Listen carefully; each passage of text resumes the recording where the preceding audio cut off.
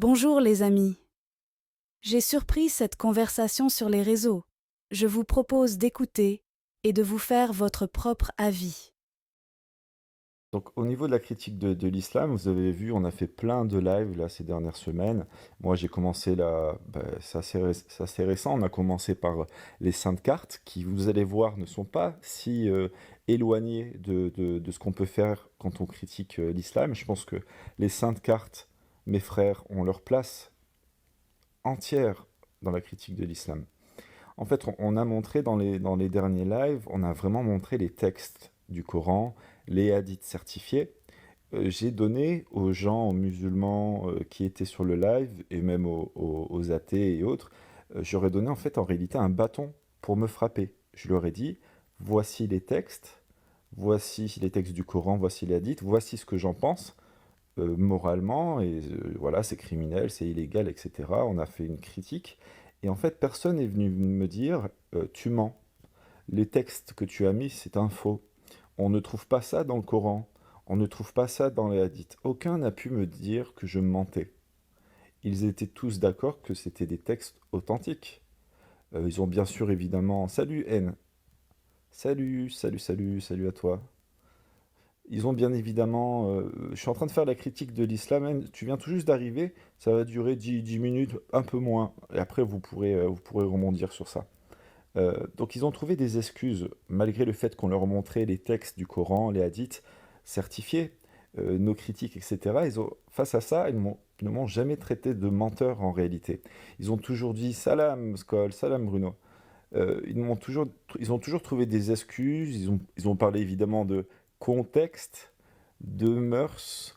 Beaucoup de musulmans ont montré, pour défendre leur religion, ah mais regardez ce qui se passe dans la Torah, regardez ce qui se passe dans la Bible, ah mais regardez ce qu'a fait Epstein, ah mais regardez, dans l'Occident c'est comme ci, c'est comme ça.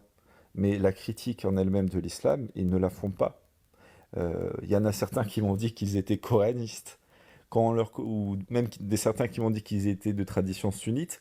Quand on sortait les hadiths euh, de Sahih Bukhari ou des Sahih Muslim, ça commençait à bégayer. D'un coup, ils étaient plus sunnites. Ils disaient, oh non mais va te renseigner un imam plutôt qu'à moi. Bon, voilà. En réalité, on s'aperçoit rapidement que les musulmans français, et c'est pas une mauvaise chose, c'est pas une bonne chose, c'est juste un constat que les musulmans français, en fait, il y en a très peu qui connaissent vraiment leur religion. C'est c'est pas si grave que ça, c'est une religion de cœur, ils la connaissent depuis qu'ils sont petits, on les a élevés dans la religion, ils n'ont pas forcément eu besoin d'ouvrir ou étudier le Coran, c'est leur choix, mais on fait le constat quand même, vous et moi, qui connaissent pas trop l'islam en réalité. Et ça, c'est difficile. C'est difficile pour nous, les athées, l'endoctrinement, parce que c'est des gens qui vont être très véhéments face à la critique de l'islam, mais eux-mêmes ne connaissent pas leur religion. L'endoctrinement, c'est très difficile à voir. Enfin, pour eux comme pour nous. Nous, je trouve ça assez pathétique, ça fait de la peine. Nous postons très régulièrement des nouvelles vidéos. Donc, like, partage et abonne-toi pour plus de vidéos si notre travail te plaît.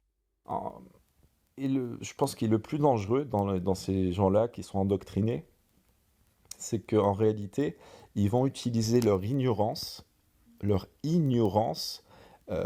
pour projeter en fait un peu ce qu'ils veulent dans leur religion. C'est-à-dire qu'ils vont parler ah non mais les mariages de petites filles, non, non, non, ça n'existe pas dans l'islam, c'est vraiment péché. On ne fait pas de mariage dans l'islam d'enfants. Spoiler alerte, si. En islam, on a le droit de marier des petites filles. Oh, l'esclavage, c'est vraiment un crime contre l'humanité. Ça n'existe pas dans le Coran. C'est vraiment atroce. On ne retrouvera jamais Allah n'est pas pour l'esclavage. Spoiler alerte, si. Allah, dans le Coran, va donner de la législation pour l'esclavage. Évidemment, c'est dedans. Par exemple, je peux vous donner un simple exemple. En Arabie Saoudite, jusqu'en 1962, il y avait, vous le connaissez, hein, je vous l'ai dit plein de fois, en 1962, il existait un marché d'esclaves juste à côté de la Mecque. Ce n'est pas Allah hein, qui a aboli ou fermé ce marché. C'est une femme qui s'appelait Roosevelt. C'était une des premières dames c'était la femme d'un président. Et en fait, elle a travaillé toute sa vie avec des ONG et notamment l'ONU pour pour que les pays signent le traité des droits de l'homme. Et notamment, elle a fait fermer, après de longues années, elle a fait fermer ce marché aux esclaves en Arabie Saoudite, juste à côté de la Mecque. Donc là, ce n'est pas Allah qui a fermé ce marché, c'est une femme. Est-ce que vous réalisez? Mais après, on peut, on peut se dire, franchement, entre vous et moi, après tout ce qu'on a vu, tout ce qu'on s'est dit là ces dernières semaines, est-ce que vous trouvez logique que Allah autorise le mariage des petites filles? Moi, maintenant, en ayant vu ce qu'il y a dans le Coran, oui, je trouve ça logique. Est-ce que vous trouvez normal que Allah autorise l'esclavage? Bah oui, c'est logique, c'est tout à fait logique. Est-ce que c'est normal qu'il faut couper des mains? Bah oui, c'est très logique. Est-ce que c'est normal qu'on fouette de 100 coups de fouet les fornicateurs? Bah oui, je trouve ça extrêmement logique qu'on puisse trouver ça dans le Coran. Est-ce que c'est normal qu'on puisse battre sa femme, qu'on la considère comme un objet, comme étant impure? Bah oui, c'est extrêmement logique, mes amis. Pourquoi je trouve ça logique et normal? Parce que je vais vous faire un truc qui va vous défriser, les musulmans. Et les autres le savent. Allah n'est pas Dieu. Ce qu'on trouve dans le Coran, ce n'est pas Dieu. Ce qu'on trouve dans le Coran, c'est juste le résultat de l'imagination des êtres humains. Ce qu'on trouve dans le Coran, c'est le résultat de l'imagination de Bédouins qui vivaient en Arabie Saoudite au 7e siècle. Tout simplement. Tout simplement. Et cette imagination qu'ils avaient là, les Bédouins au 7e siècle, elle est clairement limitée par leur connaissance. Oui, c'est normal. C'était des Bédouins qui vivaient au 7e siècle.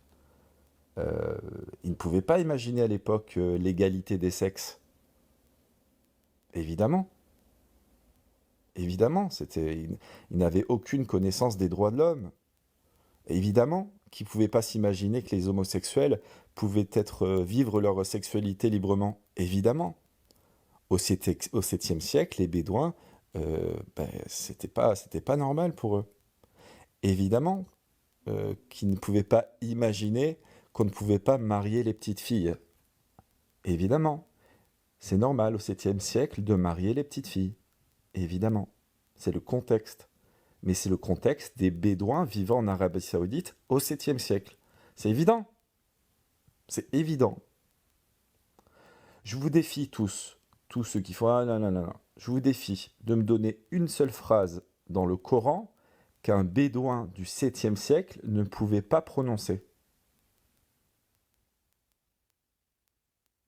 Je finis ma démonstration, Bruno. Je vous défie de me donner une seule phrase dans le Coran qu'un Bédouin du 7e siècle ne pouvait pas prononcer.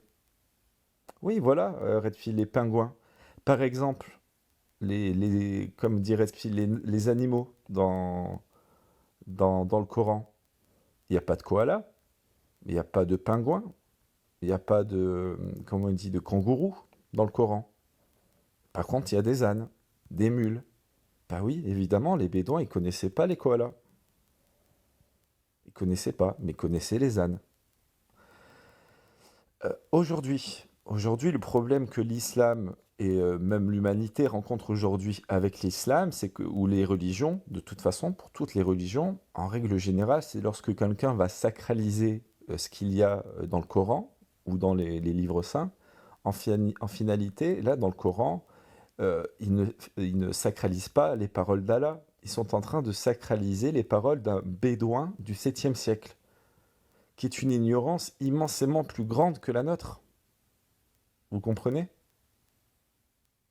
Ce sont des gens qui sacralisent des paroles de bédouins du 7e siècle, très humaines, autant misogynes qu'elles soient, autant haineuses qu'elles soient, autant cruelles qu'elles soient.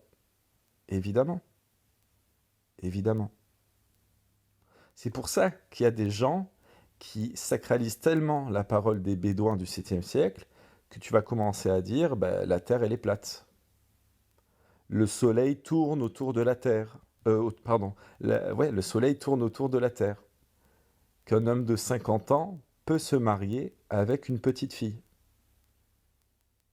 C'est normal. C'est l'état d'esprit de Bédouin du 7e siècle. C'est normal. Et c'est très grave. C'était très grave parce qu'on vit la plupart du temps avec des gens qui sacralisent la parole de Bédouin du 7e siècle. C'est très grave. Voilà. J'attends ton avis en commentaire et à très bientôt. Yo ho ho.